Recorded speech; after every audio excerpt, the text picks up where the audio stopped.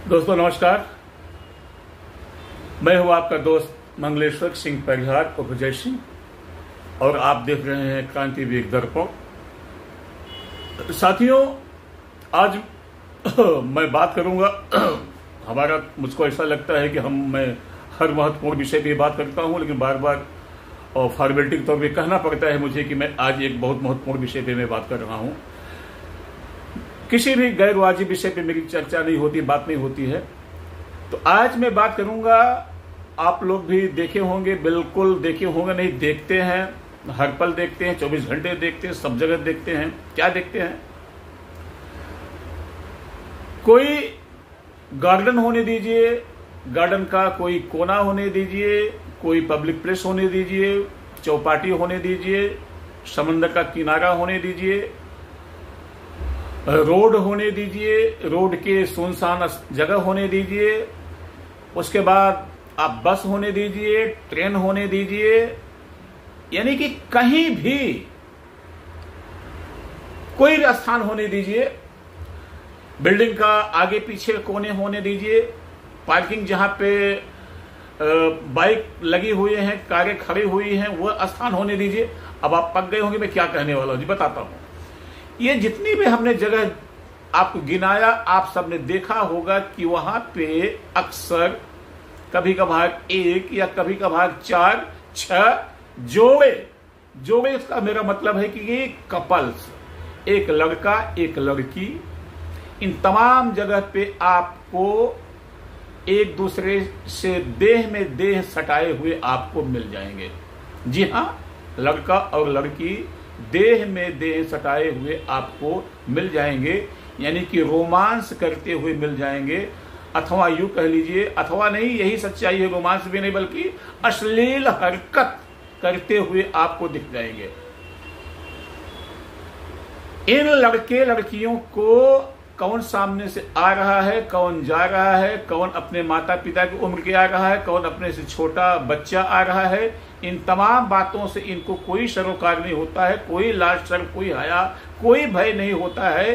ये अपने ही मस्ती में मस्त होके तमाम देश दुनिया आने जाने के लोगों को भूल के ये सिर्फ अपनी अश्लील हरकत में लगे रहते हैं।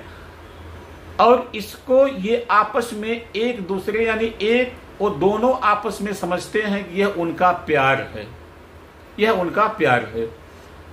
और उनको ये पता ही नहीं है कि प्यार का तो वो खाली नाम सुने हुए, प्यार का मतलब क्या होता है उनको नहीं पता है। ये सिर्फ एक उम्र का एक अट्रैक्शन है, आकर्षण है, दैहिक आकर्षण है, शारीरिक आकर्षण है। और इस दैहिक यानी कि शारीरिक यानी कि फिजिकल अट्रैक्शन की वजह से ये कम उम्र, कम सिन लड़कियां लड़के, यानी कि आप देख सकते हैं, बड़े दुर्भाग्य की बात, बड़े दुख की बात है कि मैंने अपनी आंखों से देखा हुआ है कि मुझे ऐसा लगता है कि मिनिमम 10 साल मुश्किल से होती होंगी लड़कियां, 10 साल की मुश्किल से होती होंगी। फिर उसके ऊपर तो आप जाने दीजिए कि 13 साल, 14 साल, 18 साल, 20 साल, जो भी वो आगे की बात हो गई। लेकिन कम से कम 9 साल तक की भी लड़कियां, 10 साल तक की लड़कियों को हमने अपनी आंखों से देखा हुआ। आप तमाम लोगों ने भी देखा होगा कि ये 10 साल की लड़कियां, 12 साल के लड़के, ये इन तमाम जगह पे आपको मिल जाएंगे, चोंच में चोंच मिलाते हुए, यानी रोमांस करते हुए, यानी अश्लील हरकत करते हुए।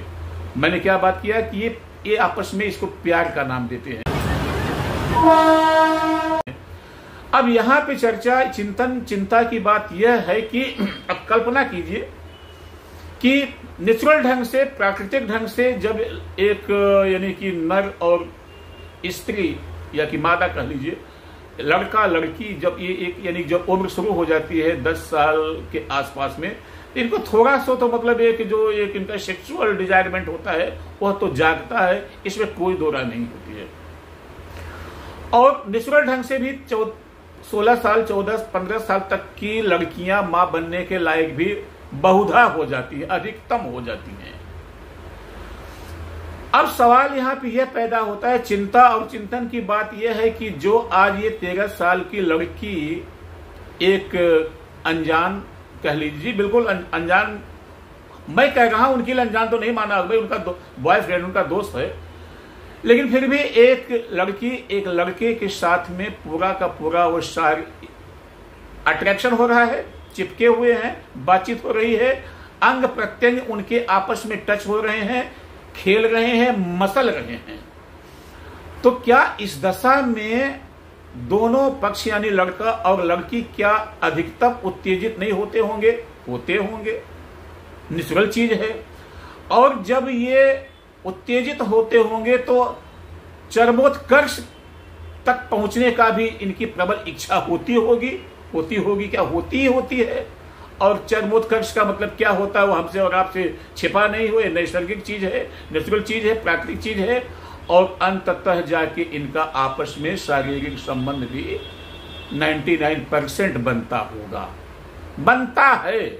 तमाम चौपाटी के किनारों पे, समंदर किनारों पे छोटे मोटे जो हट्स होते हैं, होटल होते हैं, वहां पे जाके देखिए इस तरह की कॉलेज के स्टूडेंट लड़के लड़कियां आपको मिलेंगे वहां पे। अब इसको क्या कहा जाए? इसके तमाम पहलू हैं, तमाम आयाम हैं। तमाम आयाम पे चर्चा करने से बहुत बड़ी बात हो जाए, बहुत बड़ा वीडियो बन जाता है। खाली कुछ विषय पे, कुछ एक दो आयाम पे बात करेंगे कि जो लड़की, जो मैं खाली लड़की की बात करूंगा, लड़का क्या, लड़का एक अलग पक्ष हो जाता है, अलग चर्चा के विषय है। लड़की जो आज एक लड़के के साथ में अपना सर्वस्व जिसको कहते हैं, कौमार्य जो होता है, कौमार्य यानी कि वर्जिनिटी, वर्जिन जो कहलाता है, वह उसका भंग होता है। शील को अलग भाषा में लोग समझते हैं, अलग ढंग से, यानी शील भंग होता है। ये शील है, यही लोक लाज यानी कि शील संकोच जो कहता था, मैं उस शील की बात कर रहा हूं। शील की नहीं। तो शील भी भंग हो रहा है और शील भी भंग हो रहा है, एक चिंता का विषय है।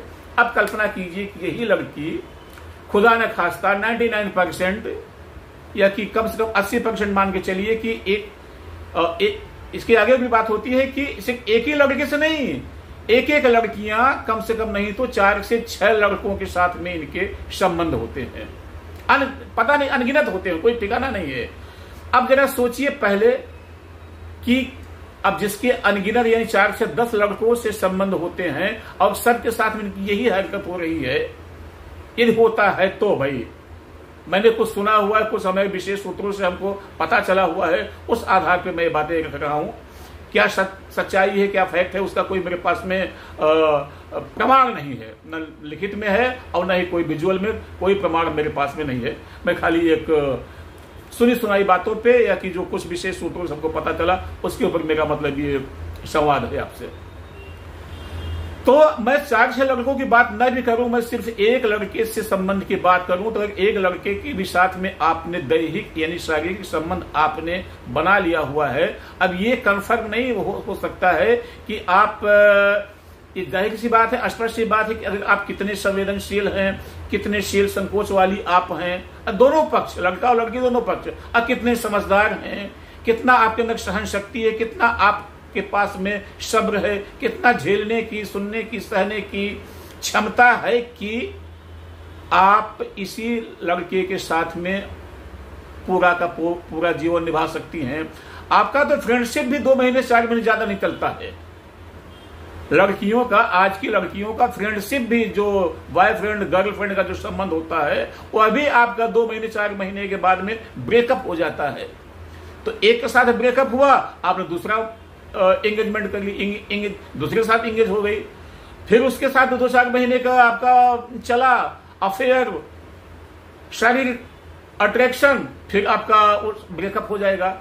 तो जरा आप, मेरी बहनों, कहने में शर्म आती है, लड़कियों जरा सोचो पहले कि जब कल आप ब्याहता होंगी किसी की, कोई आपके मांग में सिंदूर भरेगा, आप किसी की ब्याहता पत्नी बनेंगी, तो जरा सोचिए कि आप उसके लिए क्या लेके जा रही हैं।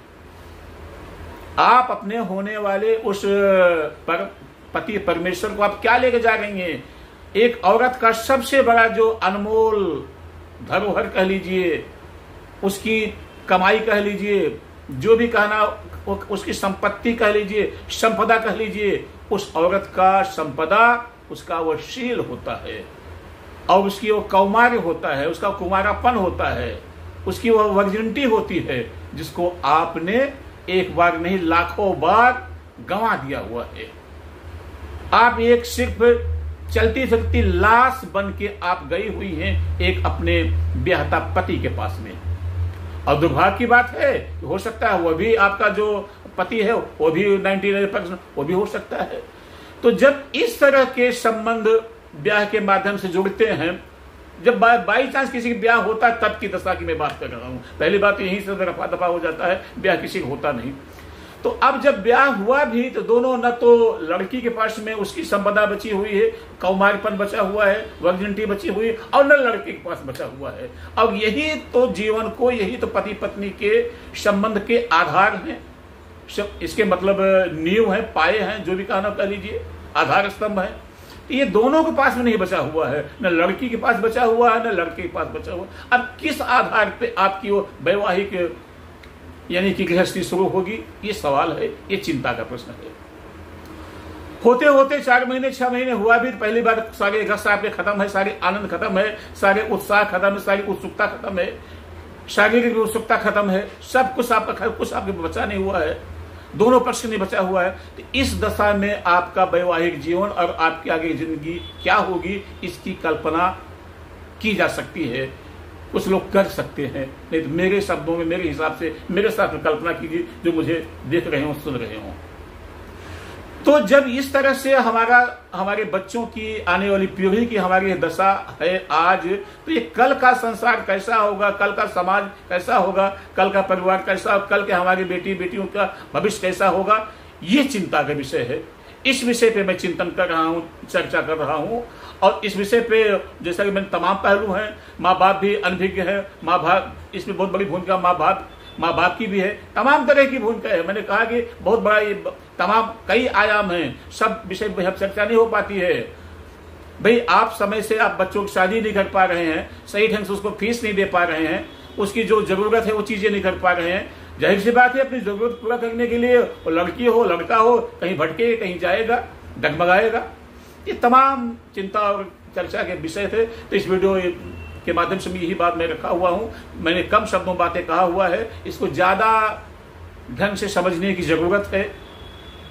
और बात समझ में आई होगी तो लोगों तक पहुंचाइए, कुछ लोग जान पाए, समझ पाए, रुक पाए, ठहर पाए, सोच पाए, चिंतन कर पाए। यही वीडियो का और हमारे संगठन का, हमारे मंच का उद्देश्य है। बहुत बहुत धन्यवाद। नमस्कार। जय क्रांति देव।